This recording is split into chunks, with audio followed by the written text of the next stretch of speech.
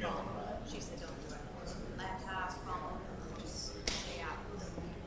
Because I'll be repairing some paper then tomorrow, or cleaning paper.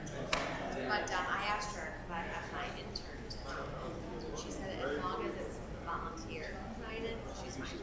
It's only you. Yeah, just me. Yeah, it's a big deal if you mess it up.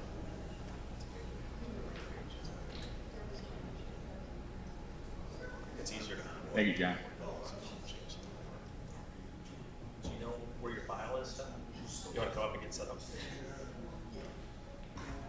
Yeah, it's not the wait.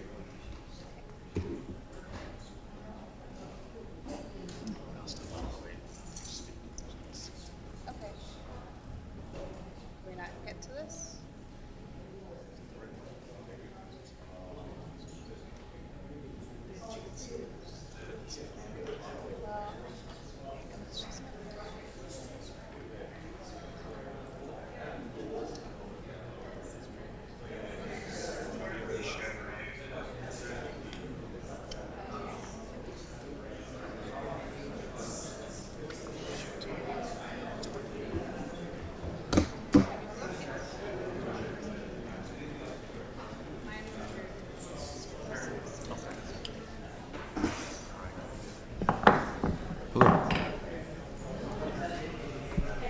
Hey, Dan.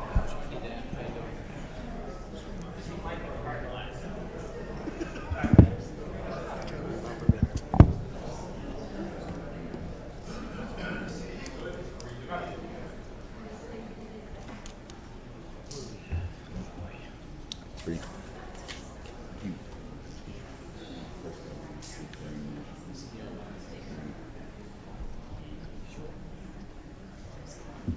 She's here. I'm just kidding.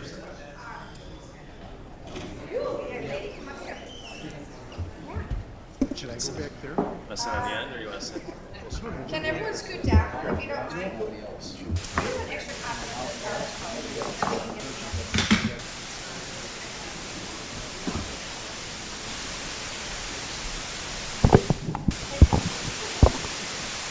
that one back there. Everyone scoot down.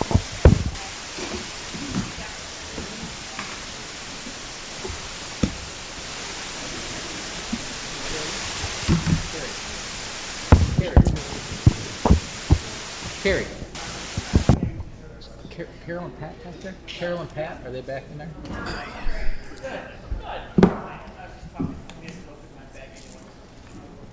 Are Carol and Pat back there? So we can get moving? I don't think it's gonna be bad.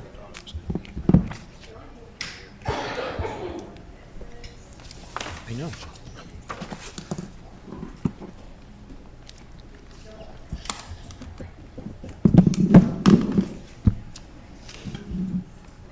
Call the meeting to order, call the roll. Trustee Fenton. Here. Trustee Dodge. Here. Trustee Guerra.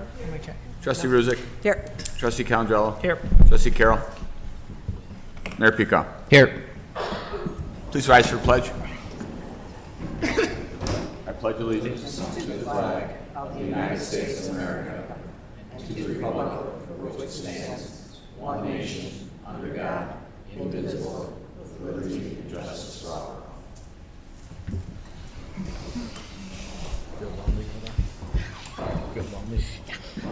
It's a good one. Approval of July 2nd, 2018 regular meeting minutes. Mr. Chairman, Trustee Fenton. move to approve the minutes of the Board of Trustees meeting of July 2nd, 2018. Second. Are there any questions or comments? Call the roll. Trustee Fenton. Aye. Trustee Calandrello. Aye. Trustee Dodge. Aye. Trustee Guerra. Abstain. Trustee Ruzick. Abstain. Trustee Carroll. Aye. Mayor Pico. Aye. Motion carries.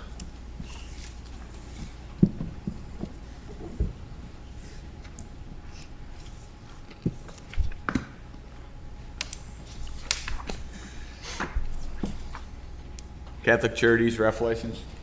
Mr. Chairman, Trustee Ruzick.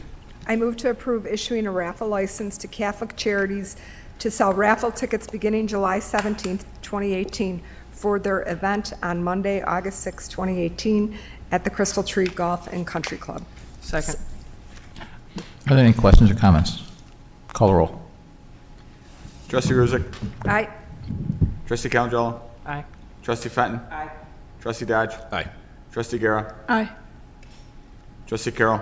Aye. Mayor Pico. Aye. Motion carries. The Spirit of America Car Show. Mr. Chairman, Trustee Guerra. I move to approve issuing a raffle license to the Spirit of American Car Show to conduct a raffle during their car show event on Saturday, August 25th, 2018, at the Orland Park crossings. Second. Any questions? Call the roll. Trustee Guerra. Aye. Trustee Dodge. Aye. Trustee Fenton. Aye. Trustee Ruzick. Aye. Trustee Calandrello. Aye. Trustee Carroll. Aye. Mayor Pico. Aye. Working on Wellness Foundation raffle license. Mr. Chairman, Trustee Fenton. move to approve issuing a raffle license to Working on Wellness Foundation to conduct a raffle on Monday, September 24th, 2018, at the Orland Park Health and Fitness Center. Second. Any questions or comments? Call the roll. Trustee Fenton. Aye. Trustee Guerra. Aye. Trustee Dodge. Aye. Trustee Ruzick. Aye. Trustee Calandrello. Aye. Trustee Carroll. Aye. Mayor Pico. Aye. Consent agenda. Consent agenda, item A, payroll for June 29th, 2018. Item B, accounts payable for July 3rd, 2018 through July 16th, 2018. Item C, Summer Glen Site ID 1705 and Lakeside Site ID 1706 pond stewardships. Item D, the point, approval of site plan, preliminary landscape plan, elevations, preliminary plat of subdivision, and a special use permit. Item E, 7924 West 159th Street land donation. Item F, Smith Crossing Phase 3, 10501 Emily Lane Development Agreement Ordinance. Item G, Land Development Code Amendments Ordinance. Mr. Chairman, Trustee Ruzick. I move to approve items A through G of the consent agenda. Second. Call the roll. Trustee Ruzick. Aye. Trustee Calandrello. Aye. Trustee Fenton. Aye. Trustee Dodge. Aye. Trustee Guerra. Aye. Trustee Carroll. Aye. Mayor Pico. Aye.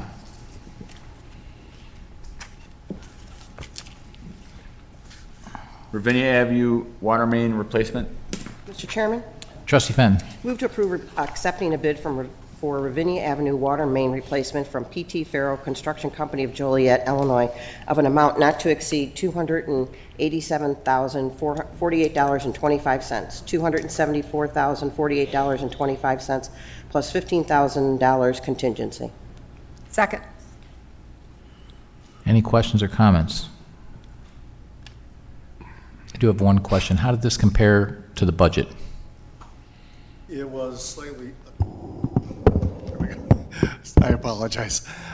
It was slightly over the budgeted amount of $250,000 for what we were looking at. We took into account, though, some additional road work that's being planned. With the road work, it'll actually work out to a balance on the budget. Budgeted amounts with the road program. Okay, so this includes some stuff that wasn't part of that $250,000? Is that, Yes. okay. That was my only question. Any other questions or comments? Call the roll. Trustee Fenton. Aye. Trustee Ruzick. Aye. Trustee Dodge. Aye. Trustee Guerra. Aye. Trustee Calandrello. Aye. Trustee Carroll. Aye. Mayor Pico. Aye. Energy performance contract for LED street lighting upgrade. Mr. Chairman, Trustee Fenton.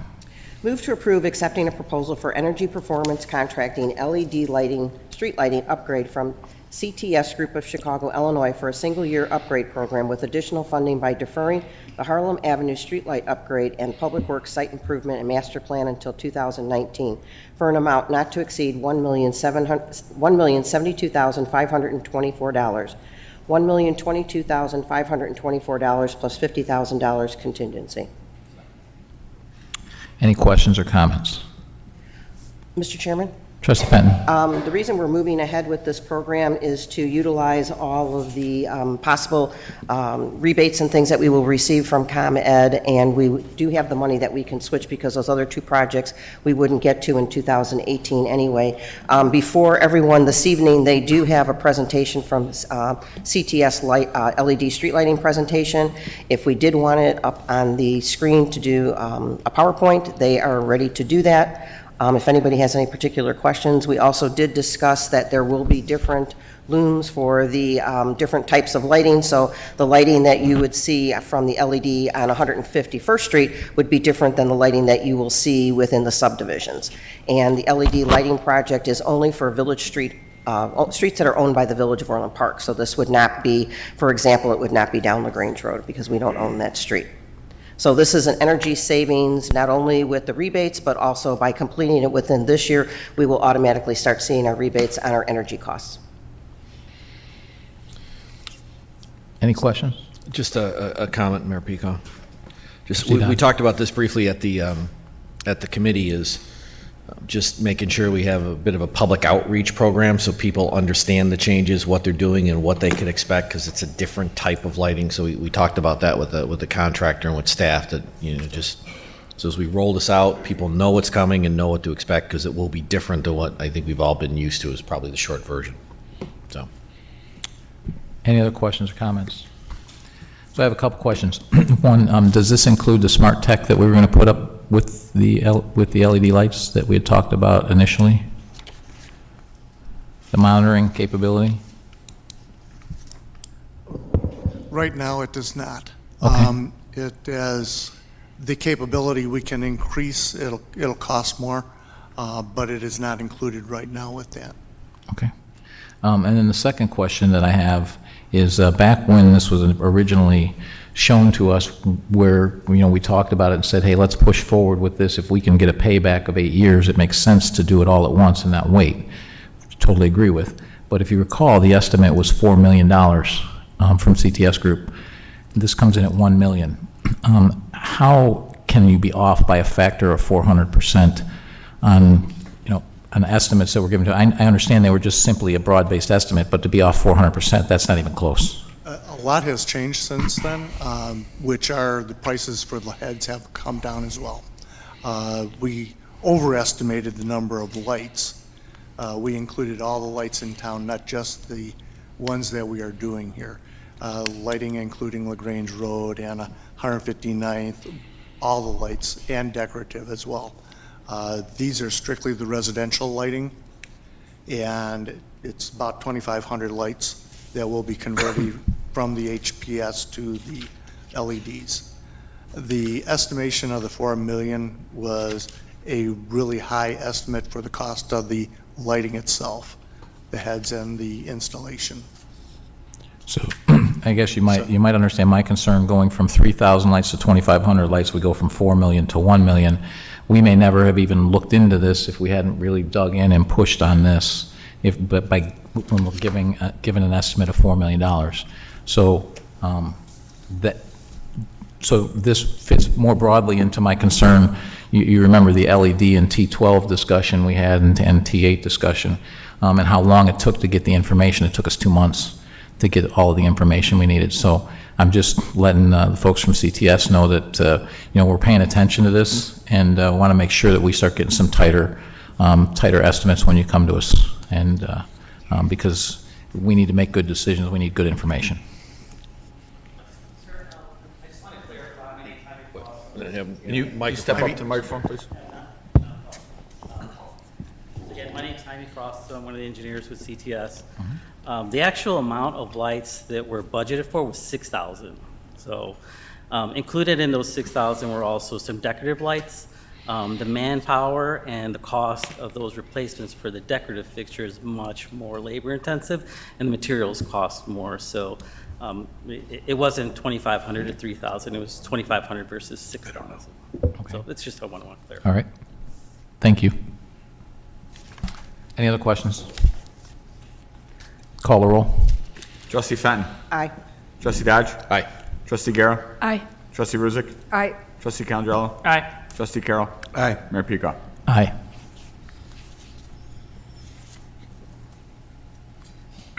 2018 municipal vehicle donation to the Village of Robbins. Ordinance number, please. 5313. Mr. Chairman, Trustee Fenton. move to pass ordinance number 5313 entitled an ordinance authorizing the donation of municipal property to the Village of Robbins, Illinois, one vehicle. Second. Any questions or comments? Call the roll. Trustee Fenton. Aye. Trustee Ruzick. Aye. Trustee Dodge. Aye. Trustee Guerra. Aye. Trustee Calandrello. Aye. Trustee Carroll. Aye. Mayor Pico. Aye. Village Code Amendment relative to the permitting regulation and deployment of small wireless facilities. Mr. Mayor, Trustee Ruzick. could I have an ordinance number? 5314. I move to pass ordinance number 5314 entitled an ordinance amending the municipal code of the Village of Orland Park relative to the permitting regulation and deployment of small wireless facilities. Second. Any questions or comments? So I have a couple. And 3-10-4, why if it's outside of the right-of-way? Was one of my questions.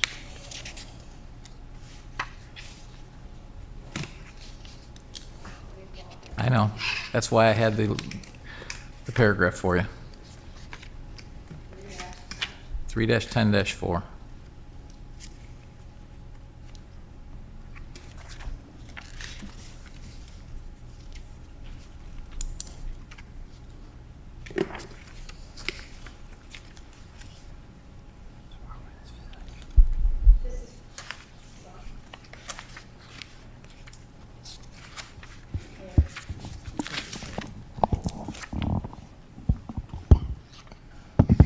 I may need a little help from our attorney on this one as well. This is the draft ordinance that was recommended by adoption basically through IML. And in biz manufacturing ORI, these type of small cell wireless facilities would be allowed in those 3 zoning districts, even if they are outside of the right-of-way. In all the other zoning districts, they would still have to come through our normal permitting process. So that's My question was why? Do we know? standard language, I think. Yeah. I wasn't involved in this, but it's my understanding that's what the act provides for. It's very restrictive in terms of what municipalities can do and how they can regulate it and where these go. So the state is dictating to us that we have to allow Correct. it outside of the rights of way in those particular zoning codes? Correct. Okay. Then I had 3-10-9E. I think. And this refers to undergrounding. How does this impact all the places where we have or will underground? Because we don't want to see poles going up in those places. That's why we undergrounded to begin with. This is a challenge. Whenever possible, we will, our code currently, as it stands without this new law being put in place, requires undergrounding of utilities in new subdivisions and new areas of development. That's in our code today. So if a cell phone provider wants to come into the village and they want to put up a pole in one of those areas where we would typically require it to be underground, they do have the right to put it above ground now. We cannot mandate it below ground. We will work with the cell phone providers to try to get them to go underground, if at all possible, or on an existing pole in the close proximity to that area so that we can avoid these poles going up. But unfortunately, under the new state law, our hands are tied. And we can't, and when we want to future underground stuff, we can't make them take it down and... No, we cannot. Okay, so more unfunded mandates dictated down to the municipalities. Yes, and if you read the staff report that I wrote, this is an unfunded mandate in more than one way. It does restrict what our zoning rights are as it relates to the installation of this equipment, but it also is unfunded mandate because as we permit these type of equipment now within the Village of Orland Park, we're able to recoup the cost of those reviews. as well as we're able to charge a certain dollar amount for those permits, and those things are capped by the state law now as well. In addition, for like the structural review, that we are still legally allowed to do the structural review to make sure the structural integrity is there. We cannot charge that review back to the applicant or the person making the application. So those are costs that we currently now recoup that we will no longer be able to recoup. Okay, thanks for that bad news. Mr. Mayor. Trustee Ruzick. So, Carrie, it's kind of my understanding in our discussion that they are putting cell service kind of on par with utilities. They are. Like ComEd. Exactly. As landlines get pulled and everyone's turning to cell service, they're making us treat them like other utilities. When ComEd, anybody else, we don't get to recoup those costs. Right? That's correct, because we have a franchise agreement with our utility providers. Now, there are fees that are set by state law that we are able to charge. Like for a new pole coming in, we can charge a flat $650 fee. I'm going off memory here. For if they, $1,000. huh? I think it's $1,000. Okay, for a For new a new pole. pole. An For a new existing pole. pole is $650. Right. If they come in and if they submit an application, they have like 20 poles in one permit application, then it's $350 per pole. So those are set by state law. There's nothing, we cannot change those. Okay. Those dollar amounts. So home rule's not home rule. Not in this particular, Got it. no, we were not exempted out of that. And is the hope that you'll see less huge poles and more of these I think small so. We've had a lot of co-locations? conversations, like I'm looking at the one behind us right now. We've had a lot of conversations with the cell phone providers. They're all waiting for this ordinance to be adopted tonight. We met with AT&T, we met with Verizon, and I think what they're finding is, when you have a regular pole like I'm looking at right now outside our window, there are still gaps, small little areas where you don't get good service. And so I think what this law intent was to help fill in those gaps. So you can put this small antenna on top of an existing pole. I included in your packets tonight pictures of what these will look like. And so they're trying to fill in those small gaps now, where you can't just build a big pole. And we don't really want large monopoles going up everywhere anyway in the village. We have some of those now. So that's really what they're trying to accomplish with this Yeah, new the other law. part of that purpose is for the telecommunications companies to be able to roll out their 5G telecommunications network, basically, is the concept behind it. And The one area that we had some flexibility that we worked with Kleinthorpe on was on the design guidelines that are in the ordinance before you tonight, where we are, if they're going to put it in, there are certain things they have to match. The wires have to match. They have to match the color of the poles. We've already met with, in our downtown area, trying to find a place where perhaps we can put them on the parking deck so we have less on the ornamental poles. So we're working through the providers now to come up with what we believe are the best solutions for our community, and hopefully that matches what their needs are. Mr. Chairman, Trustee Carroll. if I could join in beating up the state of Illinois, the other thing I'd like to comment on is that this ordinance, or the state statute, I should say, was just signed April 12th, given an effective date of June 1st, and only allowing villages till August 1st to come up with their own ordinance, or they'd be stuck. So I think staff and our attorneys, and the IML for that matter, really did a good job of coming up with an ordinance that we could all get put into place within that narrow 60-day window the state gave us. And Mary Ann, would you like to come up since you delivered this on small cells?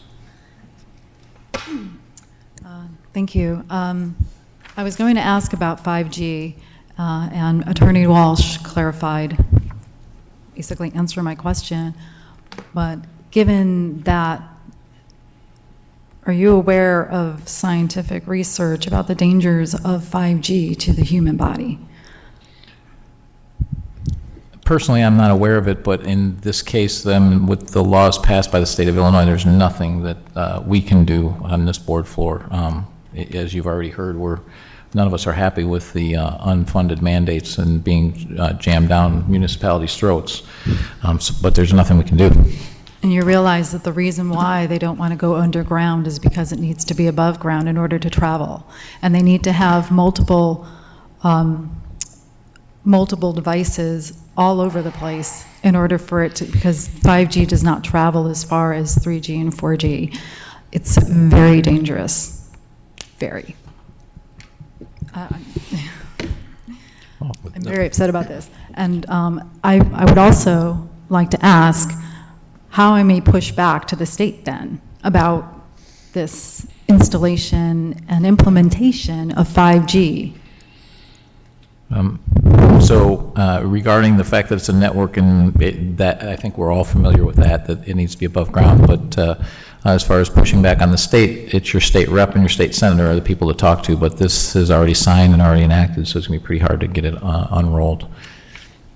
The entity that represents local governments in Illinois is the Illinois Municipal League, and they lobbied on behalf of municipalities as a general whole as well. Okay. Well, I would Lobbied against this, by the way. Yes, and thank you for being against it. And I would be supportive of any pushback, of anything that you would have going on to push back against this. And I may just have to take the lead on it. Okay, thank you. Thank you for your comments. Are there any other comments or questions? Call the roll. Trustee Ruzick? Aye. Trustee Fenton? Aye. Trustee Dodge? Aye. Trustee Guerra? Aye. Trustee Calandrella? Aye. Trustee Carroll? Aye. Mayor Pico? Aye. Motion carries. Land Development Code LDC Amendment? Mr. Chairman? Trustee Ruzick. Before we make this motion, I think staff has a presentation because there are two options, I believe, that they want us to consider, so it might make sense to make the presentation first, if that's okay. We can make the presentation first, but I think we need to make the motion before we can discuss it. There's three motions. There's three motions? Yeah. There's the three motion- options? There's three options in the motion. There's one that you can choose to be, there's option 1, option 2, or option 3 motion. So, We'll have to pick one, and then we'll have to amend if we decide to amend, but we have to actually make a motion in order to discuss it, so. Mr. Chairman, point of order. Trustee Carroll. I don't know if Mr. Walsh can help us with this too. Can we make the motion and say in one of the three formats and list the three options and then have the discussion, amend the motion to one of the three that we can do that? Probably easier. Okay. So I'm fine with you showing the presentation first, but. Yeah. oh, we have it. Thank you, Frank. I was just going to say, well, we don't have a But we will presentation question you after after all. we make a motion. Yeah. Great timing, Frank. So I should make the motion first. Is that what you're saying? Can Okay. I speak? So, Motion a second, then you can have a discussion about it. Carrie, if I can just ask a question, which has the least the most Option 2. restriction on the banners? The most well, is the- option 2. Option And 2. what does that do? Does that delete them entirely, or is that Well- just, Yeah, we should hold off the discussion until we, I'm just asking a question, but, yeah, okay, I know. option 2, I'll do option 2, okay. I move to approve a text amendment to the Land Development Code for Section 6-307 signs in accordance with the draft sign code dated 7/10/2018 with option 2 for Section 6-307G for temporary signs. The new Section 6-307 shall replace the existing Section 6-307 in its entirety. Second. proceed with your, Okay, so we have power. We have technology. Technology is a good thing. So actually, I'm going to hand this off to Stephanie Malmberg, who is one of our senior planners in development services. And this has been her project that she's been working on since she joined the village. And this is, if you will recall, this is a initiative that we've been working on for almost 2 years with the village board. We started out in doing some survey preferences and talking about what really is the signage nomenclature for the Village of Orland Park. We got feedback from all of you, and then we moved on to go through the public hearing process. The code does reflect a complete rewrite of the entire existing signage code from start. And as Stephanie's going to walk you through some of the things that we were able to accomplish with the rewrite of the code. And then we're going to get into some actual conversations with some policy decisions we need from you as a board, which is why you have 3 options tonight before your consideration. And those options really relate specifically to temporary signage and how the village board wants to regulate temporary signage as we going forward. So I'm going to hand this off to Stephanie. Thank you, Carrie. Good evening, everyone. I will make this short and sweet here, talking about the signs, because I know a lot of you have heard about this before. So first of all, why are we updating the sign code? The last major update was several years ago, back in 2011. And the current code, as you saw in your packet, is pretty difficult to navigate. It's text heavy, there's no images, there's no tables, and parts of it are redundant, unclear, or in some cases illegal based on the new regulations for content neutrality. So the goals of our new code is to have it be clear, consistent, legal, and then also aesthetically pleasing. So one of the things that we did was administer that visual preference survey to get feedback to figure out what is aesthetically pleasing in the Village of Orland Park. As Carrie discussed, this project has been going on for quite a while. Here you can see it started in 2016 with discussion about the updates, and we've had several meetings this spring and early this summer, going back and forth from committee to plan commission, and here we are tonight at board. The visual preference survey, we included a couple of the results pages here just for you to take a look at. On each page, you'll see sort of a highlight and a low light, and you can see the scores there in the large number out of 10. So we used these findings to come up with the code that you see in your packets tonight.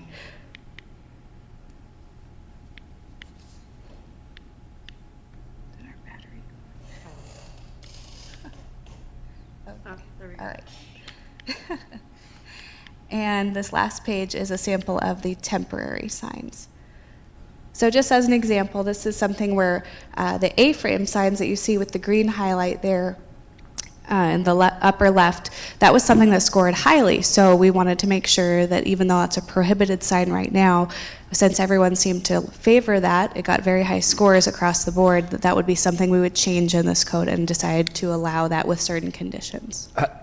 Mayor Pico, just as questions come to mind, do we want to let the presentation go, have this as a running dialogue? What's the preference of the board? We do have someone to speak as well, so all right, well, let's let the presentation go, and then we'll come back to the presentation after the speaker, and then we'll have a discussion.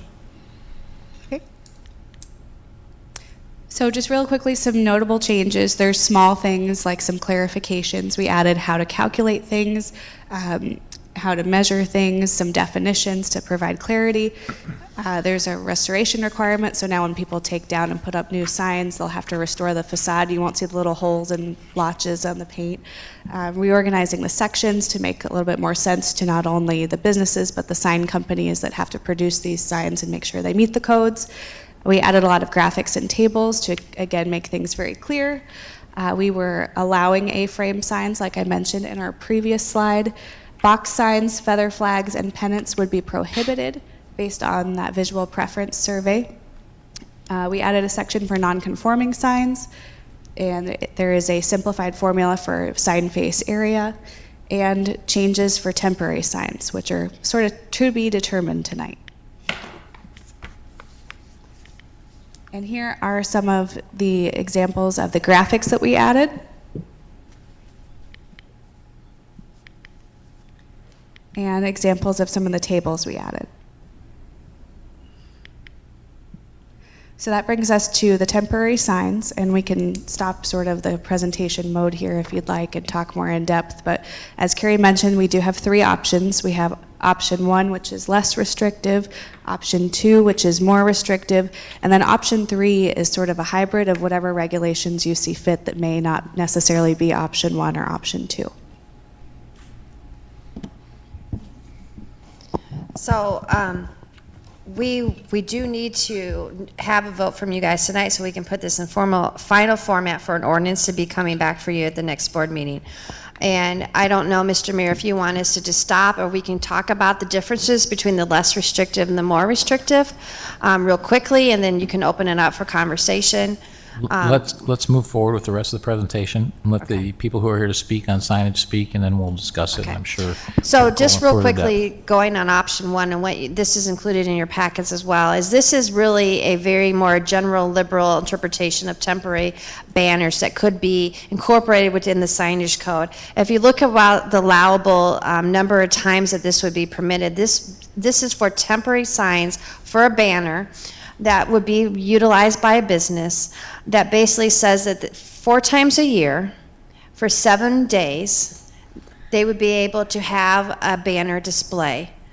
Remember that the Supreme Court has ruled that we cannot regulate what is on the content of the banner. So this could be for anything that they would want to utilize the banner for. And one of the things that we did add, which is very different than the existing code that remains today, is we have the spacing now of at least 30 days in between. So if you do the basic math, that's 28 days a year that they could have a banner, basically, as long as it's separated by the 30-day intervals. If you go to the more restrictive, which this one? The more restrictive is not allows banner signs, but in certain events. Again, we don't regulate what could go on the banner itself, but it does regulate it and makes it more restrictive as it relates to certain business activities that could be happening. For example, a new business is opening, a grand opening. Example, temporary seasonal use, that would be an example of a Halloween or Kris Kringle store that's only open for a certain season. They could have a banner up on the building for that. A special event that's happening, whether that's a special promotion happening at a shopping center, or maybe they're doing a special arts fair or something within that shopping center. They could have a banner for those things. So this is the more restrictive of the two options at the village, before the village board tonight, based on the feedback that we have heard from a number of the trustees.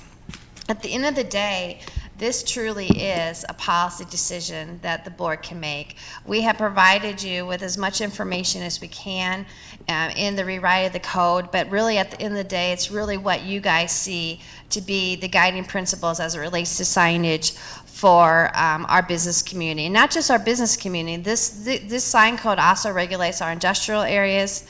It regulates our residential areas as well.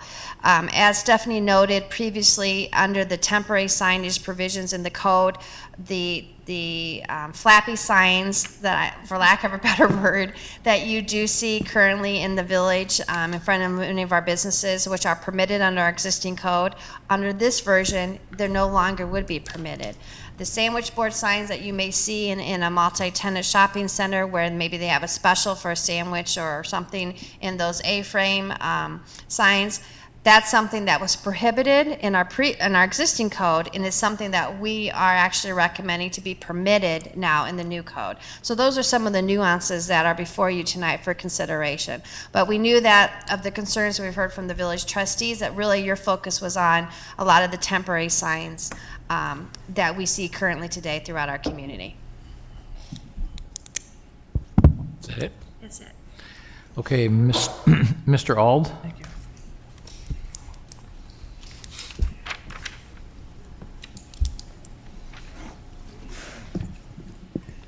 Mr. Mayor, and all the members of the Board of Trustees, thank you for allowing us to speak. I'm here to speak on behalf of St. Michael. St. Michael Church members, many are here with us today. And what we're asking for, and I'll read this for the benefit of those who haven't heard this. As you know, you have received these packets in the mail at the end of last week, as well as with a rendering. And so I, along with my fellow members of St. Michael, are here to ask the Board of Trustees of the Village of Orland Park to approve making the necessary changes to the sign code amendments, section 6 Okay, thank you. Section 6-307 of the sign code, and thus enabling approval of the proposed digital sign for St. Michael Church, Orland Park. We ask the board to vote to allow use of aesthetically and architecturally pleasing digital signs by churches located in residential areas of the Village of Orland Park.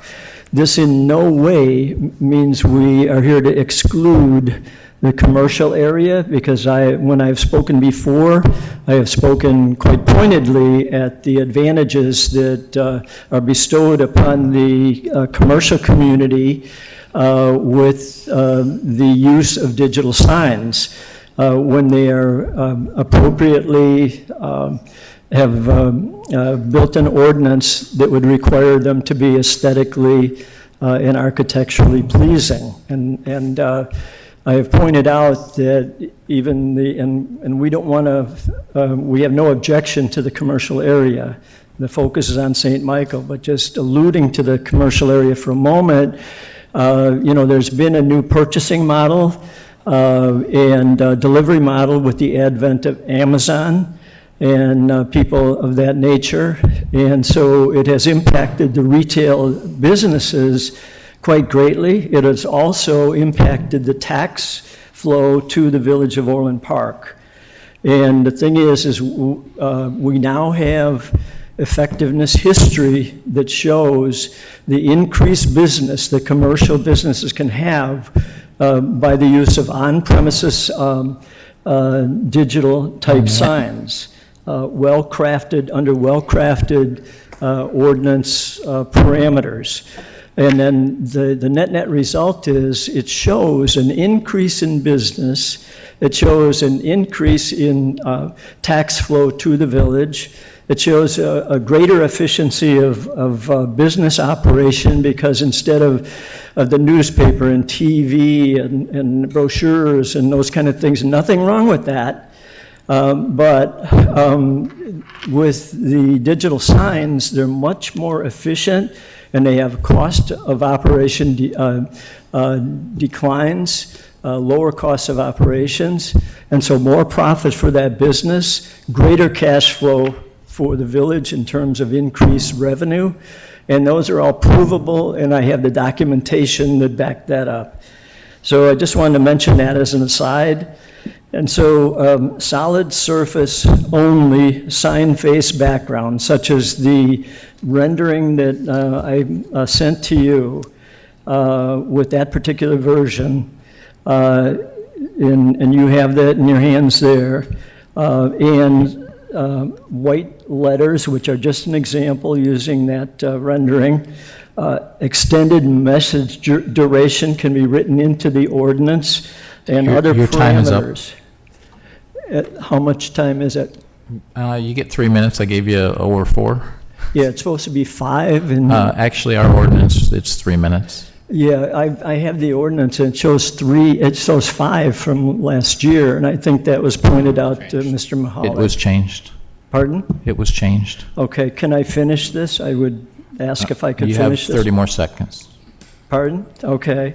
So at any rate, those sign codes, and such as a well-designed sign of the type will enable St. Michael to reach out to the community and beyond to further contribute to the great culture here in the Village of Orland Park.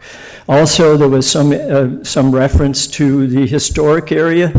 The new sign contributes to the historic area. It matches the school just down the street, about a block down the street on the other side. And we would work with the village to enhance that even further, to have that old historic look. We're at the gateway to the old Orland historic area. Thank you. Thank you for your comments. Thank you. Thank you all.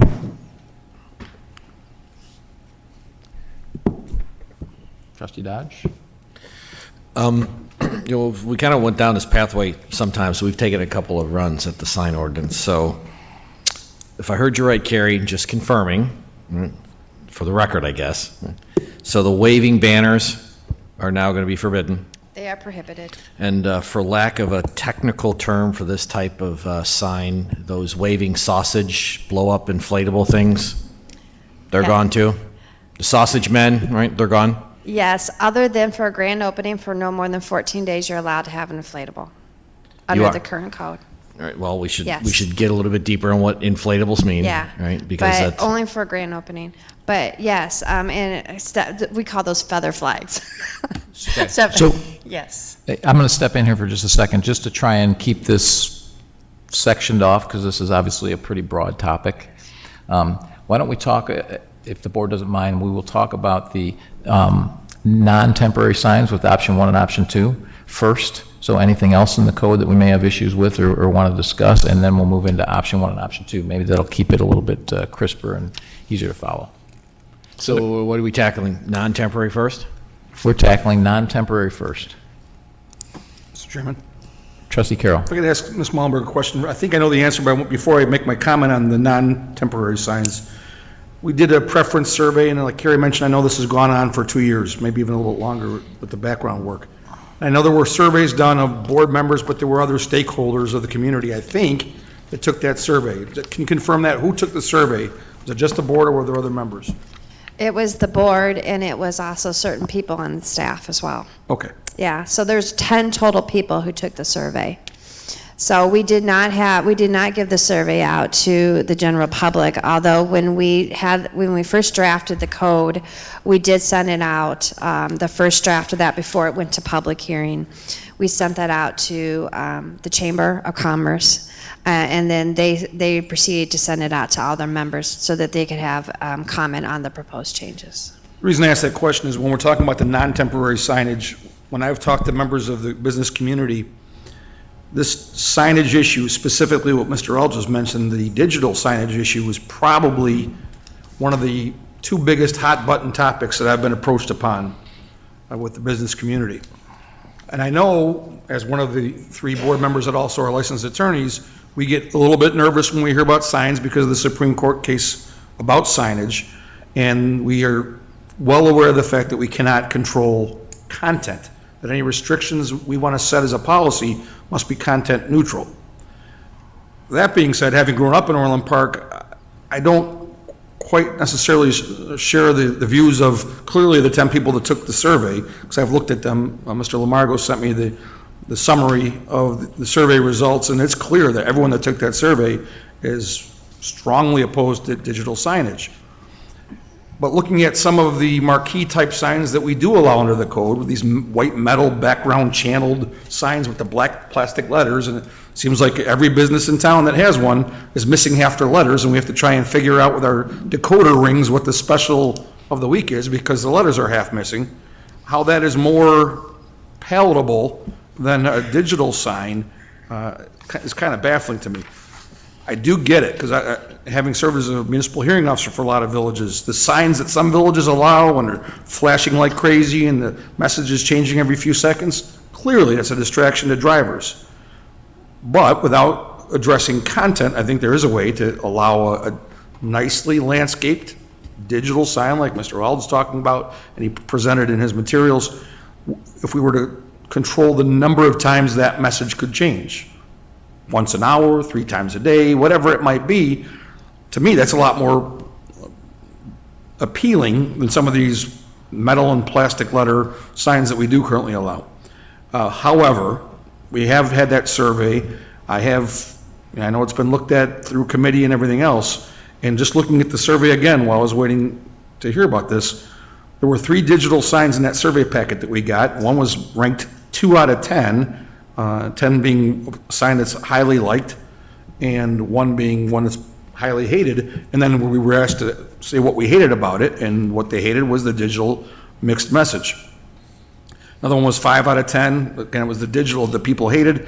The third was 3 out of 10, and they hated the digital part of it. So it seems like the majority of the board is against it, and I'll go along with the wishes of the majority because that's clearly in line with what those survey results were. But I still think there is a way to have a nicely landscaped, nicely designed sign that is restricted in a content-neutral manner by allowing only a few changes per hour or per day, or whatever the case may be. Comments? Trustee Ruzick? So I share some of your sentiments, Trustee Carroll, and I think when we took this up at the board a few years ago, I was one of the few that was amenable to considering electronic signs. The problem is, I think, the enforcement of those changes. So I think that's why I'm not in favor of it, because it's a challenge to enforce it. And if the message changes 5 times in 10 minutes as opposed to whatever we have, how can you possibly monitor it, enforce it? We're going to rely on other people taking pictures, videos. It's clearly going to have to be staff doing that, and that's onerous. So that's why I fell this time on the side of, no again on the electronic signs. Mr. Chairman. Anybody else? Just gonna respond to that question. Yeah, I was just going to respond to that question. I share that concern. I really do. We have similar problems around election time every year where a lot of the people that are running the campaigns know we don't have staff out on a Sunday, and next thing you know, LaGrange Road, 159th Street, 151st Street get bombarded with illegally placed signs because they know we're not going to enforce it. That's a whole different area of First Amendment protection, so we've never really addressed that. But I suppose maybe if it's 5 times an hour versus 3 times an hour, that may not be something we want to spend the efforts on. But if we have evidence through any of our staff, police department around the street 24/7 or others, that sign is changing constantly, yeah. I mean, there's other evidence. We get emails all the time from residents that are upset about a pothole or, a damaged fence or whatever the case may be. If there's an abuse of that to that extent to where it's egregious, then yeah, there are ways we can enforce it. So I get your point, and I kind of share that concern as well, but I think there are ways that we can address that if it became a big problem. Trustee Garrett? Yeah, I would say that last time we discussed electronic signs, I actually was one that voted in favor of them. But over time, as we see, and is it in the springtime that if you're over 40 looking for online dating, those signs are up and down the parkway every Friday afternoon around 4:30, and they just know that we don't have any staff around to pick them up. It's controlling the message, and I don't know how you know if it changes once an hour versus, I had hoped at the time once every 24 hours, that if it was only changed once a day. But to Trustee Rusik's point, is somebody going to sit there and watch whether it's we don't have the staff to do it. Our police certainly have better things to do. It's just impossible to monitor. And so for that reason, I would not support it at this time. Trustee Calandrello. I just want to repeat everyone's concerns. Well, I think we could find a happy medium with electronic signs, but again, I think it's almost impossible to find that mix that the whole board would support. I mean, and don't forget, this is not like after today we can't talk about signs in the future. We could always bring it up again. And I think my first board meeting when Trustee Dodge, we talked about this and said something about I don't need a sign telling me what time it is or something like that because I have a watch. But things you remember at your first board meeting. But I think we could continue the conversation, but because those concerns are definitely viable because of the contact base and that we have to work out for. And also with our shrinking budget, do we want to hire an enforcer for signs? It's something we have to think about as a board. Any other questions or comments on the first portion? Just, Mr. Chairman. Trustee Dodd? Yeah, so I was and still am opposed to digital signs, full stop. In fact, Mike, to bring up your point, I was trying at the time when we first prohibited electronic signs to also get rid of the letter signs. But the board wasn't in agreement on that one. And here was the idea, and we still need to talk about this, which is we had broadly discussed at the time that if you wanted Orland Park to be on the long march we've been on for signs, because we also need to touch the existing non-conforming, which we've all known about for something on the order of 2 decades, but we've never really tackled, to get small local businesses to bring their signs into more of an updated conformance, and then what were we going to do as an entity to help them, because it's not a cheap requirement, so I want to be careful with that one. So we're not going to solve the existing non-conforming tonight, but I think we need to put it on the list. And as we go down this pathway, we had talked about all those existing non-conformings, for example, that economy was going through very difficult times. It was tough for small businesses. It was expensive. And oh, by the way, you're going to have this massive, seamlessly endless road construction project on LaGrange. We're past that. The economy's healed. The road is done. And now it's time to say, okay, when you come to Orland, what is it that you want to see? What streetscape do you want? And, you know, we've all seen it. Everybody in this room, you drive around to other communities, you know, you start doing electronic signs. Unfortunately, it's challenging, complex, and expensive to monitor them.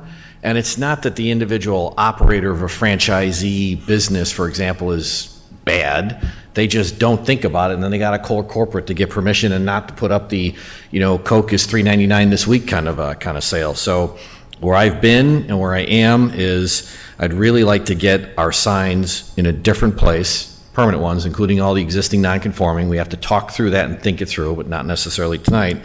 So I'm against digital for any use, and I wouldn't mind, at the risk of Pastor Don Borling not wanting to see me anymore at All Saints Lutheran Church, I wouldn't mind if we fixed our sign at All Saints as well. So that's you know, a couple of comments, just a little bit of a background of kind of where I've been on this one. It's a tough issue. And I also wouldn't mind if we have time, not necessarily now. We made a commitment when we said, I distinctly recall this, the board then said, if we're going to not let people do digital signs, what are we going to do as an entity, the Village of Orland Park, to help our local businesses, whatever that's defined, including religious organizations, help them be more effective digitally? You know, there's, 2.2 billion people who use Facebook. So I'm happy to have long discussions about the efficacy of a digital sign for only the people who drive past your building versus being thoughtful on how you get your message out in digital formats, because everybody's got one of these. So we need to get it in a mix where we, Orland Park, help our local businesses be more effective digitally. We've been working on that one. I don't know if you want to pose the question now or set it aside for later, but that's kind of where my head's at on digital signs. Last historical note, I absolutely did not like the fact that we had to let in American Sales on a grandfather for their sign at 167th and LaGrange. I did not like that idea at all, but there was a bigger issue at the time to let them in, and it was the same thing with Sandburg. That sign was in place before we technically annexed them, if memory serves.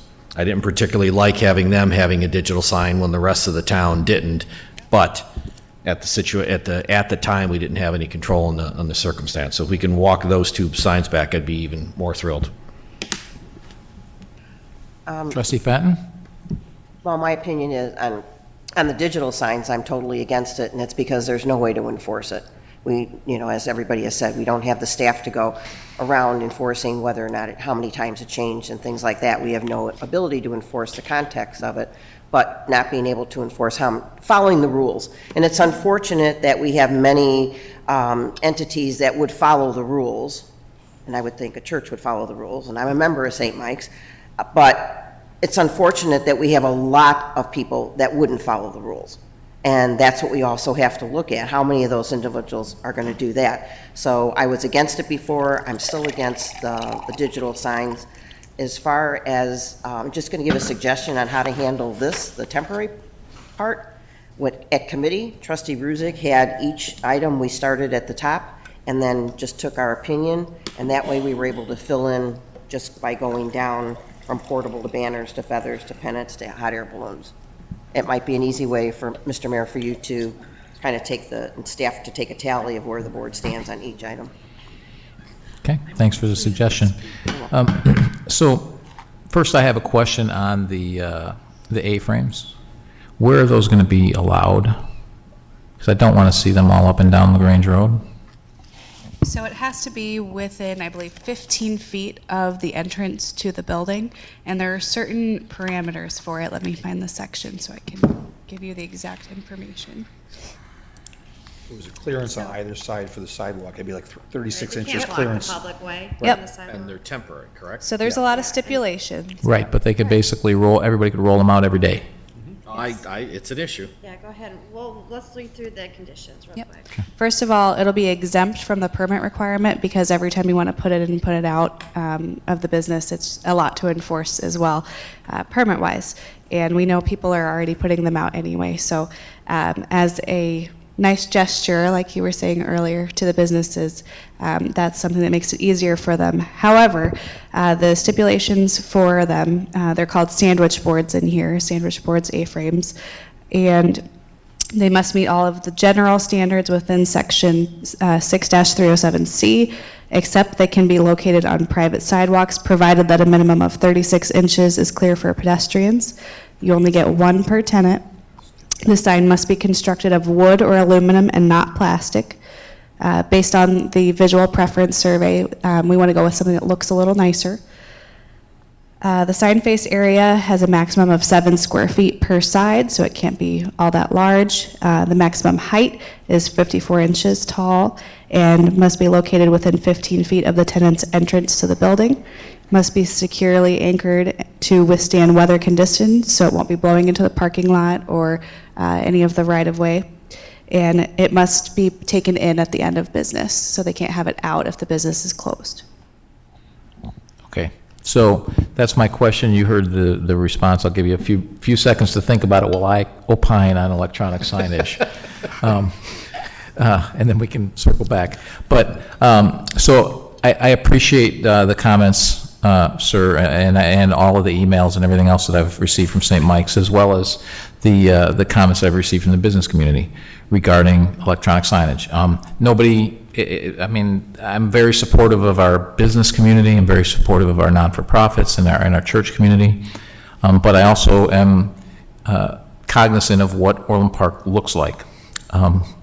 And we have basically 4 sign areas. We have residential, commercial, industrial, and the 159th Street corridor. I can tell you, if we get to a place where we can figure out electronic signage, probably the last place I would want to put it is in a residential area, to be blunt. The commercial business success, I've heard it from a lot of businesses. In fact, I've heard businesses tell me, well, this is killing us, not having electronic signage. And I turned to them and said, you have the #1 store in Illinois. Hard for you to really make that argument that it's destroying your business to not have electronic signage. Pretty much every business that's come to me and said we have to have electronic signage, they're extremely successful. #1 in North America, #1 in the state. So the look of Orland Park is a lot of what draws people to Orland Park. And I am very concerned about the code enforcement issue. And without naming names, I can tell you that we've had a signage issue just recently in the last 2 months where we worked it out so that the business could have something that was conforming and legal for an event. And they're one of the people that push for electronic signs and say, well, we'll follow the rules. Guess what? Right after we worked something out with them, they went and flaunted the rules we just worked around with them. So even the people who are the best people in the world still trying on weekends, try and get around those rules. And we don't have a good way of enforcing it. And that means flashing lights. That means different colored lights flashing. That means messages changing every 5 minutes. It means all kinds of things that we are not going to be able to control. And until we figure out a way to control that and not see that all the way up and down LaGrange Road where it looks like Vegas, only shorter, I'm going to have a difficult time getting to a place on electronic signage. Now, with that said, I agree we should do everything we can to help businesses. That's why the Smart City Initiative, we have that, and we surveyed residents, and that was pretty helpful. And the next step is we're going to survey businesses to see what we can do from a village perspective and a smart city perspective to help businesses and non-for-profits be more successful. So I appreciate the issues, but appreciate that if we allowed for one who's going to be great, we have to allow for every business, everything along LaGrange Road, everything along Harlem, everything everywhere. And, when you start to picture what that could look like, it gives me a lot of pause. So that's where I'm at on electronic signage, and at this point, am not supportive of it. So with that said, going back to the A-frames, any thoughts on my question on that? Mr. Chairman, I'm okay with A-frames. Okay. Anybody else? I've seen a couple of locations in town that use them. I think they're fine. Yeah. Trustee Carroll. I think it's, going back to the preference survey, the ones I don't like are the ones like Stephanie mentioned that are not anchored, they're plastic, they blow over. I was concerned when I first saw the, kind of the summary that we were gonna propose allowing them until I saw the clearance restrictions that we have in there. If it's a narrow sidewalk, I'm thinking about a couple of the businesses more in the historic district or village center district, sidewalks aren't wide enough to have them there. But where the areas where there is enough width where pedestrians should still get by, and following the preference sheet, the type of sign that would be allowed, I'm okay with it. Yeah, and that was Mayor Peacock. Trustee Dodge. Just want to, when you said, I want to make sure I heard you correctly, right? Just, again, verifying my understanding. On private sidewalks. So it's not going to be in the right-of-way. And so just, I think that... Parking lot? I'm sorry, go ahead. Parking lot, question mark? They allowed in parking lots? Parking lots are Within probably 15 feet of the technically door. private, right? Within 15 feet of the door. So if it's outside of that area, then no, it would not be able to be in the parking lot. Yeah, so I mean, I think when City Barbecue opened up, I think they had a couple of things out there, and I'm pretty sure it was right by the door. Not that big of a deal, right? You go around enough, you see a lot of these things, so it wasn't that much of a problem. Pretty sure that walkway in front of their shop constituted a private sidewalk, correct? Yes. Yeah, so I mean, I get uncomfortable of those things. Mayor Pico, you're right. They're going to appear a lot once we allow them. And so it's critical we get the standards right. And if it's not in the public right-of-way, then okay, they're going to have to figure out whether it does or does not, impact their customers. So I'm generally okay with it. But that's on the A-frames, but I do have some other questions on sandwich boards generally. So we want to take that, and that'll be on a temporary signage. We'll come back to this. Well, sandwich boards are not temporary, so if you had a question on it, shoot. Well, my definition of sandwich board is that hanging on a person when a store is going out of sale or they're waving a sign at 131st and LaGrange. Those are feathers. No, He's talking about people holding up a Liberty sign that Liberty says Sears Jackson. closing. Yeah, yeah, Gotcha. Living sandwich boards. yes, Living, yes, mobile sandwich boards. Those as are in- prohibited. yes. Okay.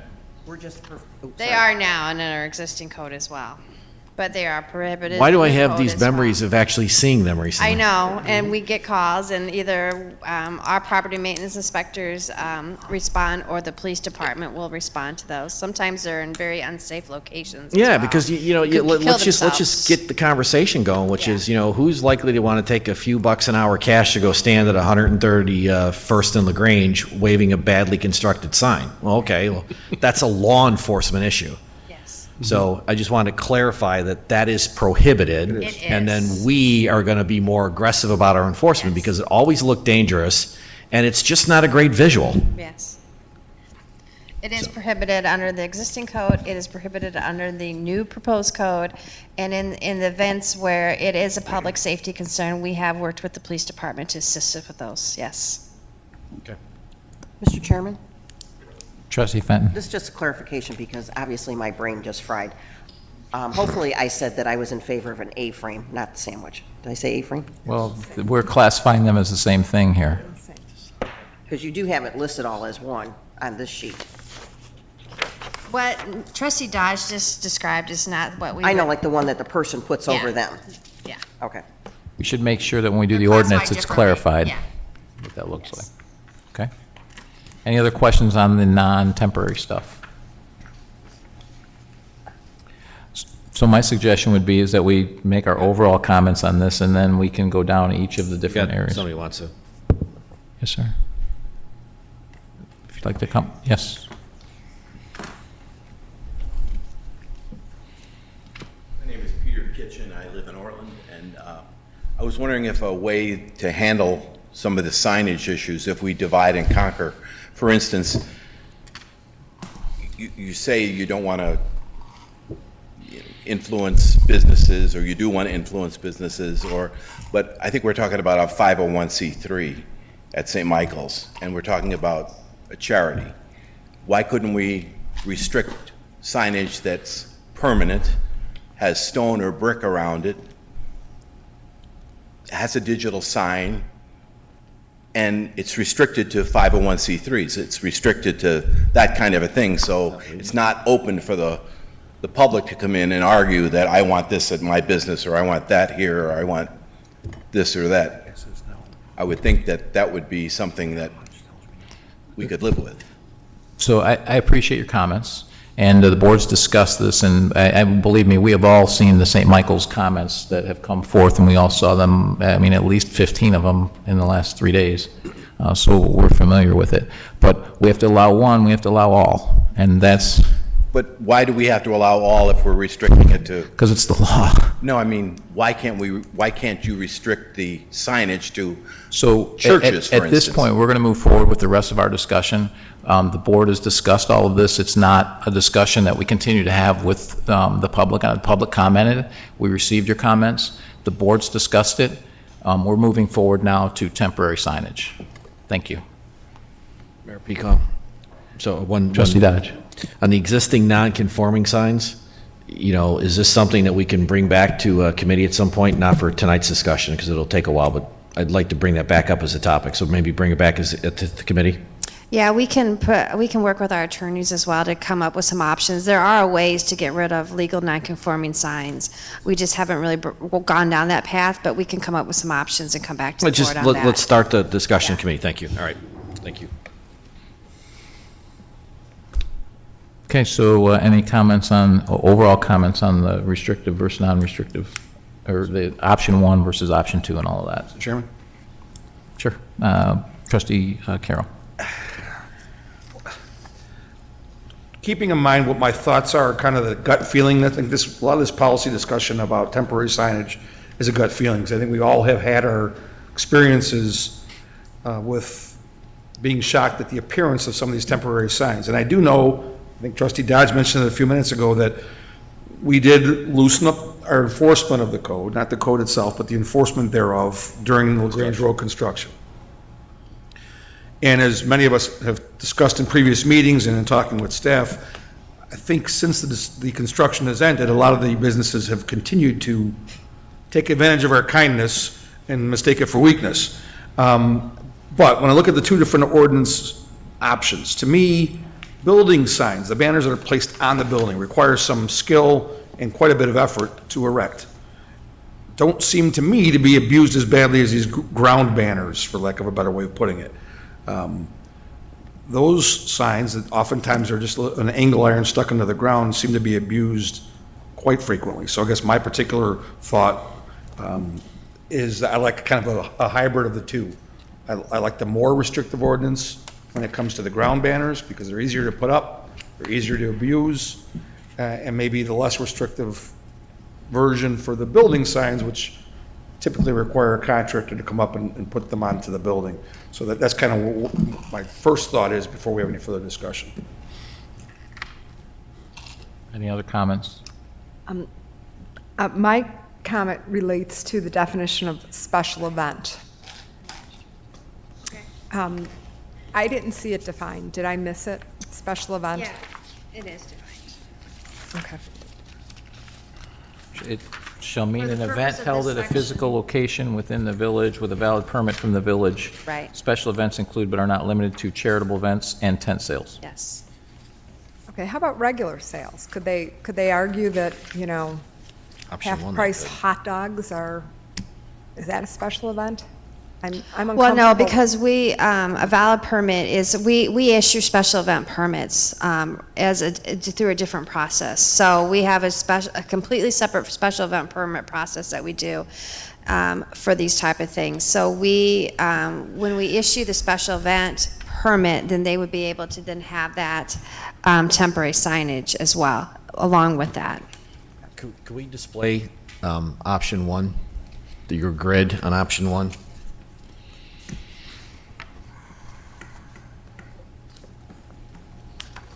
Okay, so 7 days, 4 times annually, with 30 days between signs, right?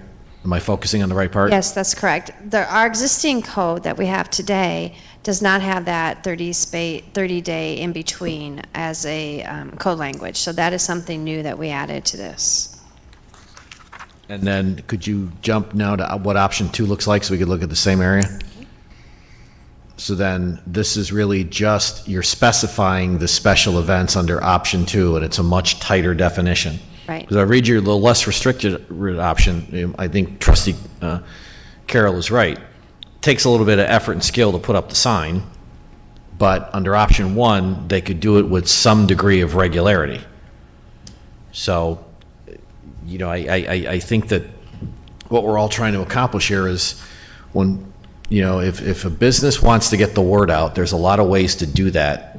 One would argue more effectively than 100 years ago when you were literally counting on foot traffic or traffic on the road to see your sign for them to know you were doing a particular event.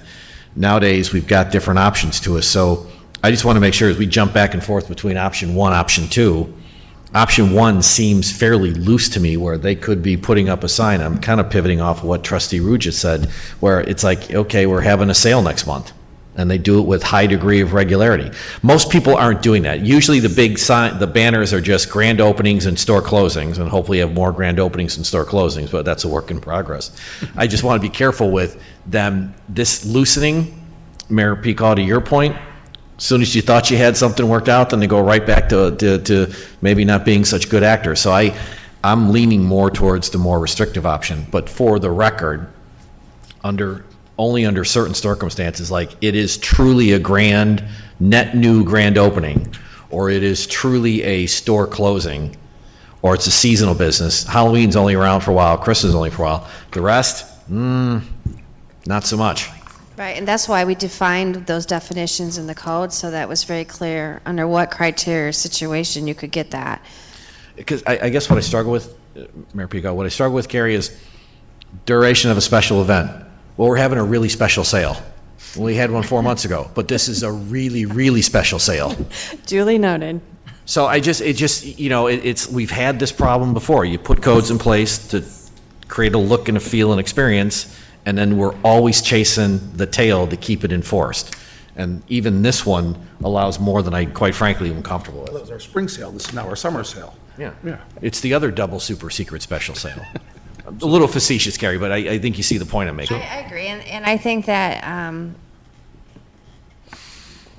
we like to believe in the goodness of everyone, but people will look at a code and try to find a way around it. And that's not just a signage code, that's any code that we have. There are people who will try to circumvent the intent behind it and try to get away with it. I mean, it's just reality. Mr. Chairman?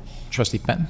If you're looking for opinions on the banners, I would go along with the more restrictive code. Okay. So my overall comment on the two is I'm definitely for the more restrictive, but I would actually be more restrictive than the more restrictive in that I would take the temporary and seasonal use off of it and make it coming soon, grand opening, store closing, or special events. Because that way we have some control because they do have to apply for a special event permit. The temporary seasonal use 90 days, that's a pretty long time. And to have those flags sitting in the ground. And again, how are we going to? This is just a banner. They can't have flags. Right. Okay, so I understand it's just the banners, but the point being is that on this more restrictive, get rid of my personal opinion is I'd like to see the 90 days gone, and then the others could stay. That's my personal opinion on the wall and the ground. Keeps it more restrictive, and I think 4 times a year for 7 days. How in the heck are we ever going to monitor that and enforce that? I don't see that that's something we can enforce. So it's going to be sneaking them up on Fridays, taking them down on Mondays, or right next to the A-frame. Yeah. Mr. Mayor, if I can make maybe a suggestion, if you're not comfortable with the temporary seasonal signs for the ground, since you can't put it, maybe a compromise might be to allow it to still go on the building, because we do have like the Halloween store, we do have Christmas stores that come in, and that would mean that they would have to put up on their building, on the actual wall itself, a permanent signage in order for them to have the name of their store up there, as opposed to maybe you don't allow it for the ground, they're prohibited, but they're allowed to have it for a wall. Just a suggestion. Mr. Chairman? One question, how high do they have to be on the wall? Like I see it on the parking garage, I don't see that as an issue. On large buildings like that, I don't see it as an issue. On a bunch of one-story buildings, I see it as an issue. Yeah, if it's the additional regulation is a minimum 8-foot clearance, and they can't cover any part of the window. But we can add more additional restrictions on there. It could be, above the main entrance. It has to be located above the main entrance. We can do those type of things. So if they wanted to do a temporary seasonal sign on the wall, it has to be located above the entrance of that business and prohibited in the ground at all. We could do something like that. So as a follow-on to this, you mentioned some potential businesses that might need this because they come in here for a temporary amount of time. Where do those businesses located, and what would keep these banners up as high as possible? So we're not going to see them all over the place at the, 8 feet high, all the way down LaGrange Road and down 159 and down Harlem, which I think would be a big eyesore if it's on bigger buildings. As we envision some Typically, of these. yeah, they go into those vacant spaces that we like have. if U of C did it, I don't think that would be a big eyesore if it's up 3 stories Right. high. But I think if you had it all down 1 story high all the way down, you'd have an issue. Well, here's some language in the existing proposed code that talks about specifically wall signs. Stephanie found it. Shall be centered within the tenant's frontage unless otherwise deemed aesthetically appropriate by the Development Services Department. Efforts shall be made not to conflict with the architectural elements of the building facade. Wall signs upon multi-tenant structures shall be mounted in accordance with an established center line. And background color is included within the measurement of the sign face area for wall signs, unless deemed appropriate as an architectural feature. And all raceways shall be a color that matches the facade behind the sign. So it does, if we applied these are for like permanent signage, if we applied those same standards for temporary, someone's calling.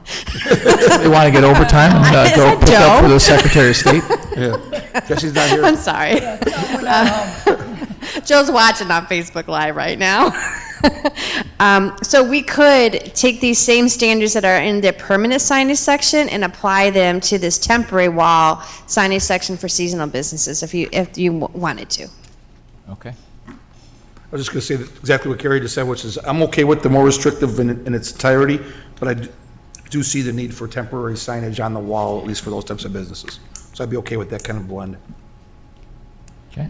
I think if we're going to have a temporary sign on the wall, it's far better than in the ground. No ground. Yeah. Right. And maybe it has to hang from the roof, so it's high enough, depending obviously on the size of the building. So, Okay, so it sounds to me like, for the most part, people are on the more restrictive side. So maybe it would now be a good time to go down each of these from a more restrictive perspective and see what people think. So if we start with the wall banners, any comments on that? I can be talked into the 90 days for wall banners. Mr. Mayor. Trustee Rizzi? So I'm okay with the 90 days because that only applies for a new business coming into town. And we just don't have many of those. Like you said, it's a handful a year. Well, temporary seasonal use is not just for new businesses. That's for Yes, any it is. business, isn't it? No, it's only for. It's a new business. gotta be a Definition new of temporary business. seasonal is, for the purpose of this section, temporary or seasonal use shall mean a new business at a physical location within the village that plans to operate for a specific period of time, which is typically less than 90 days. Okay. So it's Halloween. Any other questions on the wall banners then? No, I mean, it's depressing to think you're going to see a Christmas store open in October. Okay. But you might. And then, stores are already there after Labor Day. So let's move on to the ground banners and temporary dual post signs. Any concerns, questions? Chairman? Trustee Carroll? I'd be okay with your idea of striking the temporary seasonal use for the ground signs. Yeah. I agree. Everyone else, all in favor? It's fine. Yeah, Aye. Okay. So it seems like we have consensus to strike that, so we'll have to put that as part of our, we'll have to make a motion to amend once we're done, but let's figure out what all the amendments are first. Any other questions on that? Okay. And how about the inflatables at grand opening for 14 days, Jim? It's what's an inflatable, right? So I think we had talked about a couple of examples previously. Didn't you said somebody recently did a small hot air balloon? Yeah, McAllister's Deli, when they opened, they had a small hot air balloon on top of their roof for 14 days. And we do define, you're so good. She knows this code better than I know this code. A sign that requires air pressure to maintain its volume is the definition of an inflatable. Really? Yes. Requires air, inflatable. All right, at least we got that clear. I guess the question is, We do permit those, and McAllister's did come in for a permit for that. yeah, so on the whole inflatables things, we've all seen them. I think the one that was I was out near Cafe Mille, I swear to God, that thing was around for years. I know exactly the one you're talking about. Yeah. Yeah, so those types of inflatables, are an Those- issue. And, those are it's- prohibited. In other places, you always see giant inflatable animals in front of, let's say, an auto dealer. Okay. So are those now allowed? No, only grand opening. And what about like when people have a party at a park or something and they do the inflatables, but it's not really a sign? Is that something that's Bouncy allowed? house? No. Oh. I'm talking about like an inflatable where it's to generate attention, like maybe our police force might have one of those. Oh, well, we do have one of those, but we only put those out for special police events, and that's on village property, which is permitted. Okay. So I think you've answered my question on what is an inflatable, so thank you, but also the type of inflatables that I'd rather not see ever again in Orland. So thank you. So, so everyone seems to be in favor of the inflatables, so the only thing we need then is an amendment to option 2 to strike temporary seasonal use 90 days or the duration of the use, whichever is less, from ground banners. Yep. So if someone would like to make that motion. Oh, could I just ask a question? So everybody's agreeing to the feathered flags, the pennants, and the balloons? Or we're sticking with the restrictive side? Number 2. Yep, we're sticking with Number 2, Okay. Yeah, those are prohibited in the code. the one that as you it's favor. written. Mr. Mayor? Trustee Ruzick. I would make a motion to amend the previous motion I made to delete the temporary seasonal use, 90 days, or the duration of the use, whichever is less, from the code as it relates to ground banner temporary dual signs. Second. So the motion to approve, I'm going to read the whole thing just because we've been discussing it for so long. The motion to approve a text amendment to the Land Development Code for Section 6307 signs in accordance with the draft sign code dated 7/10/2018 with option 2 for Section 6307G for temporary signs.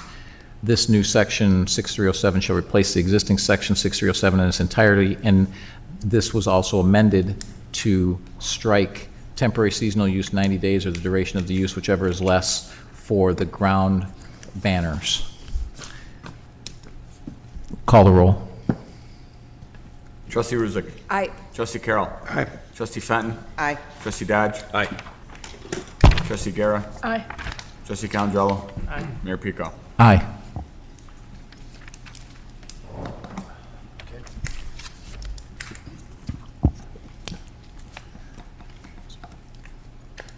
Entertainment contract purchase. Mr. Chairman, Trustee Calandrello. I move to approve executing the contract with Double D Booking, authorizing staff to secure talent up to the cost of $100,000, and authorizing the village manager to call for a special board meeting to gain village board approval for amounts exceeding $100,000. Second. Any questions or comments? Mr. Mayor? Just real Trustee Calandrello. Just want to give a little background to staff and the public. I know we spoke at extensive about the concerts in the park and how we want to, not in the park, but concerts at the Centennial West. And we all agree that we want to do it. It's just how do we do it? And we've learned some great lessons this year of how quickly we have to act sometime. And so staff and I think Mr. Mayor also were involved in the conversation that how do we, if we see a talent that we really want, how do we lock it in without losing it? So this is the best way that we came up legally that we can do. Sadly, anything over $100,000, we have to come back, but we'd always hold a special meeting within 48 hours, if I'm right, 48 hours, and as long as it's not a weekend and stuff like that. So I think this was a great compromise, great way of getting this done. I would intend to reach out to the board even before we lock in $100,000 or less. So it's just more of something to make sure we don't lose a band, which I won't name any band, so I won't get made fun of. Thank you. Any other comments? No. So As much as I want to. I'll even resist. However, the only comment I'll make is that, yeah, this is critical. As we found out with the concerts, we did lose 2 acts because we had to wait 3 weeks for a board meeting, or it was 2 weeks and 5 days for a board meeting. So this is a net benefit, and it requires, although the motion didn't say this, it does require the village manager, the mayor, and the recreation and parks chairman to agree before. So it's not just a one-person decision, it's still 3 people. So if we do have to act really quickly, we can do that, and that way we don't lose these acts, and we can make sure we have these things in place for some great concerts for 2019. You'd like to come up and speak?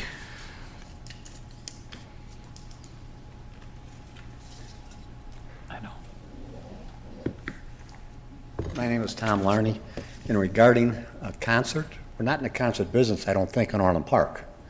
So my suggestion there would be to reach out to someone like Jam Productions, who goes after an act 30 times a year around the country, okay?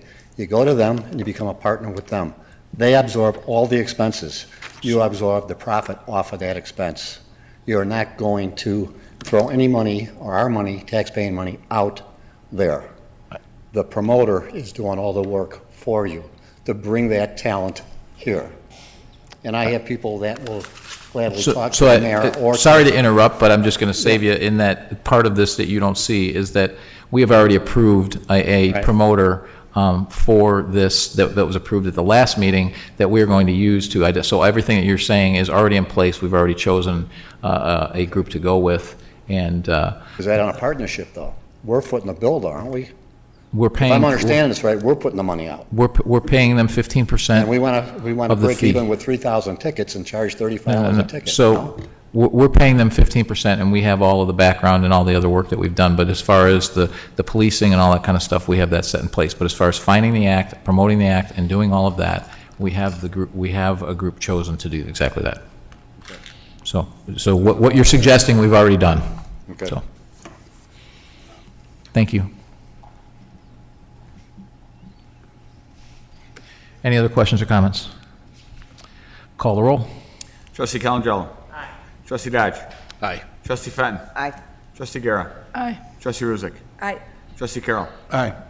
Mayor Pico. Aye. Classification and compensation study.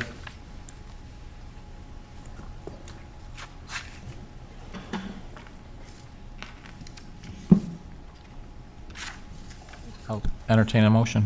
Mr. Chairman, Trustee Fenton. move to approve awarding a contract to GovHR to provide classification and compensation study services as outlined in their July 2nd, 2018 proposal in an amount not to exceed $32,750.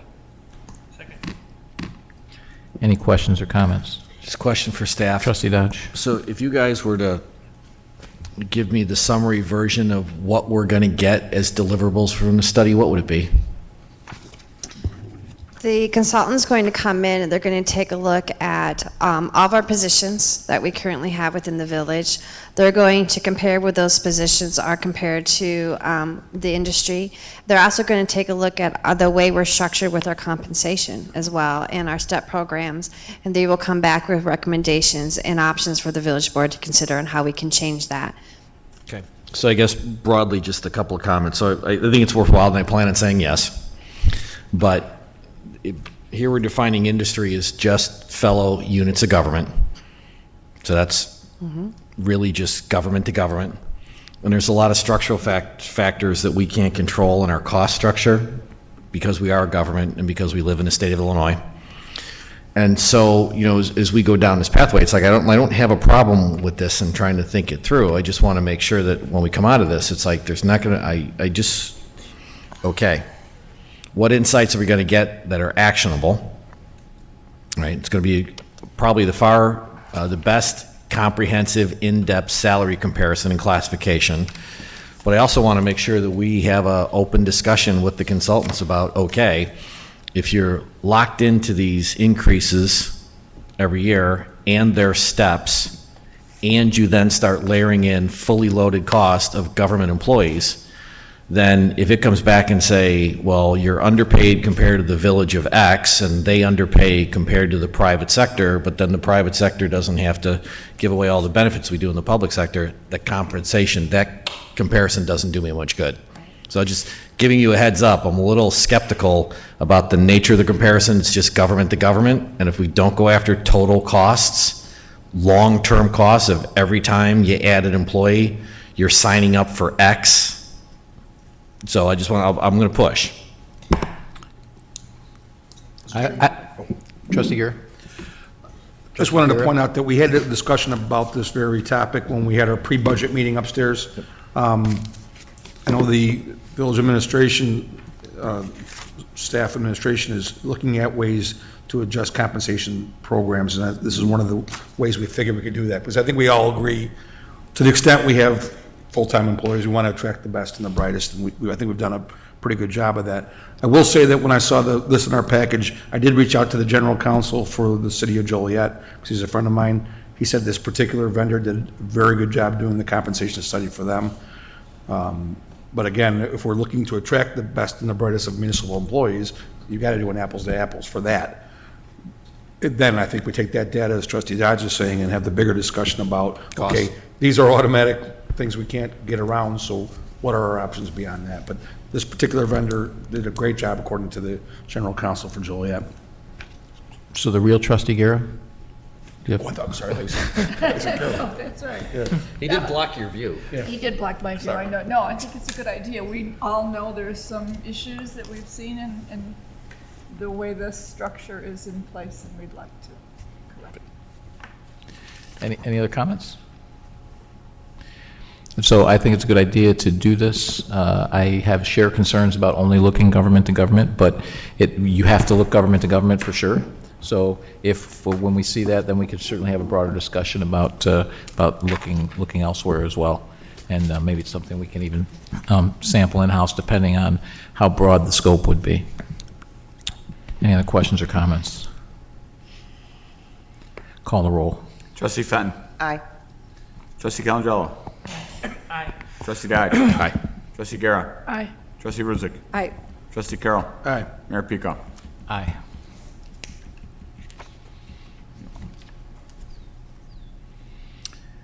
And I think we have one non-scheduled visitor, Terrence. And just a reminder that it's 3 minutes. Good evening, Mr. Mayor and trustees. I just wanted to let the community know that my crackle glass display is up at the Orland Park Library, and it's going to be up for 2 months. And the Beauty of Diversity display was basically something that I created to show that we all come in different shapes, sizes, and colors. I wanted to project this message without having to speak a word. I wanted the display to pretty much say everything, and I think it does. So for the next 2 months, through July and August, the display will be up in at the Orland Park Public Library, and I hope people will take time to check it out. I originally started collecting crackle glass because we used to have long winters out here in Orland Park, and the grass would get brown and all the leaves would go away, so I would have a couple of pieces of crackle glass in front of my window just to have a little color. And then one day my grandmother says, you know, that's a beautiful message, all those different pieces of crackle glass you have. And she said, you might want to think about putting them on display. And so that's what I did. And basically, like I say, it just champions the beauty of diversity. We all come in different shapes, sizes, and colors, and that's what I'm trying to portray in that collection. Thank you. Thank you very much for your comments. And just so you know, I have seen it over there, and it is an impressive display of and collection. So if you're ever in the library, take a look. It's right in the front entrance to your left. Board comments, Trustee Guerra? No comment. Trustee Carroll? No comment, thank you. Trustee Dodge? We're good. Trustee Fenton? Just want to remind everybody to make sure they go to the taste, which I'm sure Trustee Calandrello is going to elaborate on it, but it's the 3rd, 4th, and 5th, and the more people that talk about it, the better. Trustee Calandrello. Trustee Calandrello. I guess it's put on the spot to talk about the taste, but everyone knows that it's going to be a great event. I want to thank staff for putting it together. There was some challenging budget issues that they solved and created, and we talked about the sponsorship by Payless Health and Payless Hospital. I also want to thank staff again for they were instrumental of pushing a new program of Explore 64, which is an idea about getting our families out to all 64 parks, which I don't think a lot of people know that Orland Park has 64 parks, which is less than one park per 500 people, 500 persons in Orland Park or something to that effect. So it's great that we're getting our kids out there playing, enjoying all the parks, different side of town, and I know that spots are filling up, or if it hasn't filled up, but you're able to actually still do the program through social media, and there's challenges, and then there's also checklists. So it was kind of put together. It was a non-budget item, and it didn't cost the village any money, but it was something that we support our local parks. So I want to thank staff for putting that together, and I hope to see everyone at the taste. Thank you. Trustee Ruzick. No comments, Mr. Mayor. Thank you all, and thank you, Trustee Dodge, for not having any comments. That's a rarity. My airspace. I don't have much. Definitely, the Taste of Orland is coming up, as we mentioned, so I'll mention it again because the more we talk about it, the better. Also, I want to emphasize yet again how we have more unfunded mandates coming from Illinois and Cook County, and make it clear people want to be in Orland Park. Hear it every day. Businesses want to be here every day. The challenge we have is overcoming Illinois and Cook County, and we do. Not every community in Illinois, not every community in Cook County is as fortunate as us to have the riches that we have to make that happen.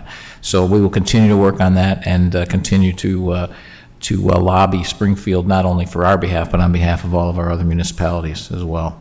So thank you all for coming tonight, and with that, I'll take a motion to adjourn. So moved. Second.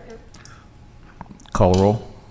Trustee Fenton? Aye. Trustee Dodge? Aye. Trustee Guerra? Aye. Trustee Ruzick? Aye. Trustee Calandrello? Aye. Trustee Carroll? Aye. Mayor Pico? Aye. You tired of talking or something? Been giving the same speech to you all? It was a different. You will learn that there's things that you can't go on.